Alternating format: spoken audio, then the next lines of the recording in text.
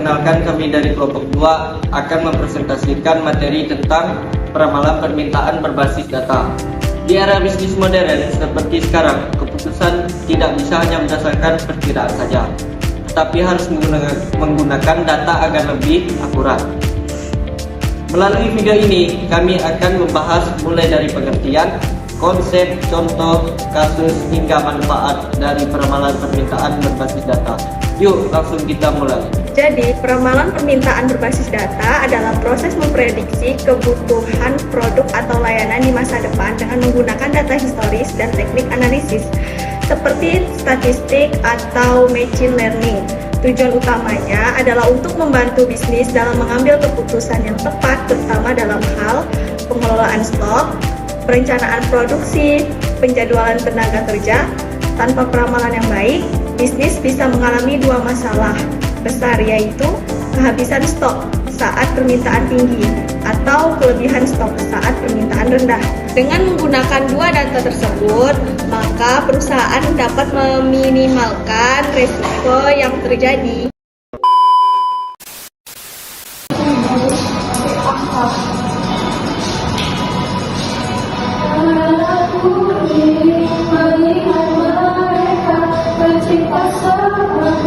Pasangan yang sempurna, saling mencintai dan begitu berharga dan dipuja puji insan yang bertanya.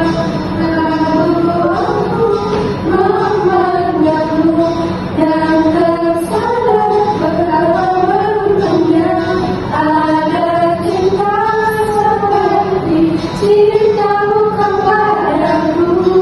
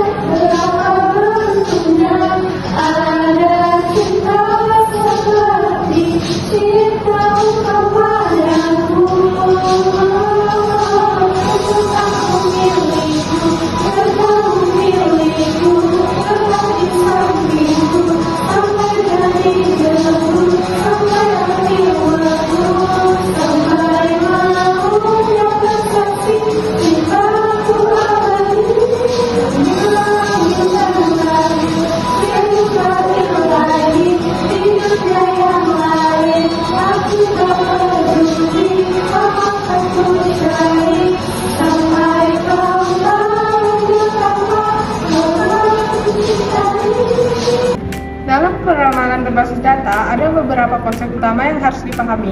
Yang pertama ada data historis. Data penjualan di masa lalu menjadi dasar utama dalam membuat prediksi. Lalu yang kedua ada tren. Tren menunjukkan apakah penjualan cenderung naik, turun, dan stabil dari waktu ke waktu. Lalu yang ketiga ada musiman.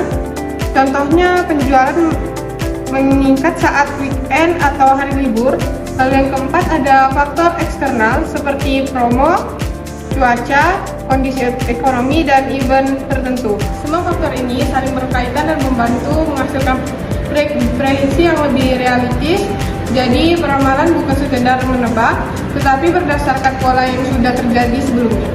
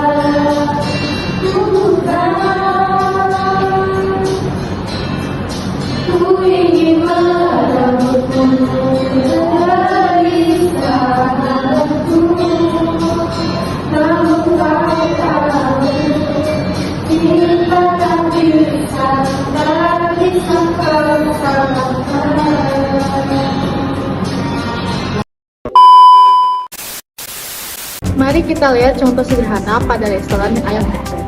Dari data 4 minggu terakhir diketahui bahwa hari biasa terjual sekitar 80-95 porsi. Hari Jumat sekitar 120 porsi, sedangkan weekend bisa mencapai 140-150 porsi. Ini menunjukkan adanya pola peningkatan menjelang akhir pekan. Sekarang kita coba prediksi untuk Jumat berikutnya. Jika rata-rata 120 porsi, ada promo naik 20%, tanggal muda naik 15%. Maka perhitungannya 120 dikali 1,2 dikali 1,15 yaitu sekitar 166 porsi. Artinya restoran harus menyiapkan sekitar 166 porsi agar tidak kehabisan stok. Nah, ini adalah contoh sederhana bagaimana data digunakan dalam pengambilan keputusan.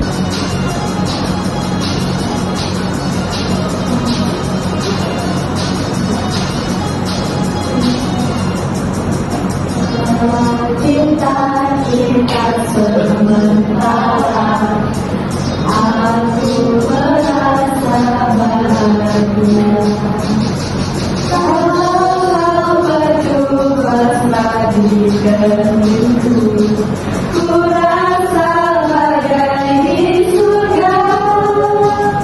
Cinta satu malam, oh indahnya cinta satu malam, buatku melayang, walau satu malam akan selalu tenang dalam hidupku.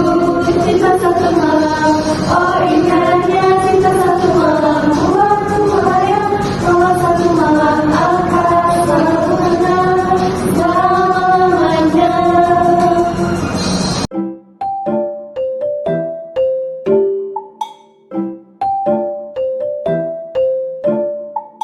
Dalam dunia nyata, hasil peramalan tidak selalu tepat. Hal ini karena adanya ketidakpastian, salah satunya dari walk-in customer. Walk-in customer adalah pelanggan yang datang langsung tanpa rencana. Misalnya, prediksi awal 144 pelanggan, ternyata ada tambahan 1-5 pelanggan tak terduga, sehingga total bisa menjadi 145 atau lebih. Untuk mengatasi ketidakpastian ini, digunakan beberapa cara. Yang pertama, buffer atau cadangan stok biasanya ditambahkan sekitar 10% dan hasil prediksi. Kedua, rentang prediksi, misalnya prediksi utama 145 porsi, rentang 130-160 porsi. Dengan cara ini, bisnis bisa siap menghadapi kondisi nyata di lapangan.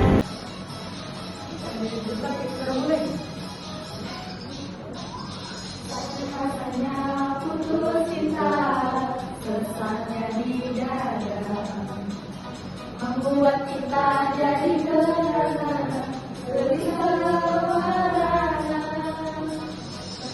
kita happy aja, lupakan semua. Marilah kita goyang bersama, goyang semangatnya. Ayo goyang duka, biar hati senang, pikiran tertutup, kamu jadi hilang. Ayo goyang duka, biar hati senang, semua masalah jadi hilang. Ayo goyang duka, biar hati senang, pikiran tertutup, kamu jadi hilang. Ayo goyang duka, biar hati senang, semua masalah jadi hilang.